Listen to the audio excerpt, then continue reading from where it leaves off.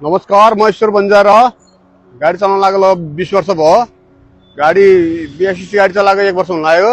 पहिला गाडीहरुमा भन्दा यो गाडीमा राम्रो हो। अहिले साउन्ड भाइब्रेसन नआउने, आनन्द हो।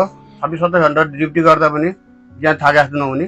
क्याबिनमा बसेर मसिनो सोली सुन्ने सुनिन्छ, आवाज आनन्द बोलिन्छ। त्यस्तो थकेको महसुस हुँदैन। पावर उकाल्न जतिको जाममा पर्यो जे पर्यो पनि गाडी 2 नम्बर हाल्छ, सर्र उभिन्छ गाडी।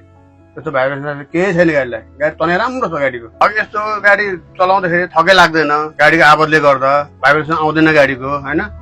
त्यही कारणले गर्दा आनन्दको छ गाडी। ठ्याक्कै कार चला जस्तो, कारमा हिँडे जस्तो आनन्द। गियर हाल्दैन, कार जस्तो सुत्तो जाने। स्टियरिङ पनि राम्रो, क्लच पनि राम्रो छ, ब्रेक पनि राम्रो छ।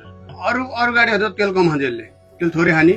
पहिला गाडी बिग्रिँदाखेरि मिस्त्री बोलाउनु पर्ने, क्युमिस हुने, त्यस्तो समस्या आउँथ्यो। अहिले समस्या भने कम्प्युटर ल्याएर हाल्ने हुन्छ। कम्प्युटर ल्याएर हाल्यो भने 20-25 मिनट गाडी एकदम रेडी। र पनि ज्याए पत्ता लगाउँछ। बत्तीहरु बोल्छ, यो यस्तो आवाज आउन लाग्यो, यस्तो हुन लाग्यो गाडी भनेर सबै आउँछ। अनि आएपछि अब मिस्त्री बोलाएर कम्प्युटर हेर्छ, 15-20 मिनट त सबै रेडी, सब राम्रो हुन्छ। एकदम राम्रो भयो यसको। डबल डिस्क सस्पेन्सनहरु आनन्द हो।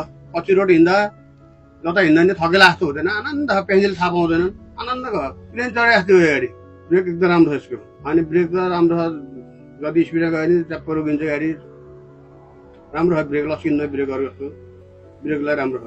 हैन, यो गाडी ठिक छ। ओह्रालोमा हिँड्दा अरू गाडीको ब्रेक तात्छ, यसको ब्रेक तात्दैन। ड्राइभरलाई थके नलाग्ने, आनन्द हुने।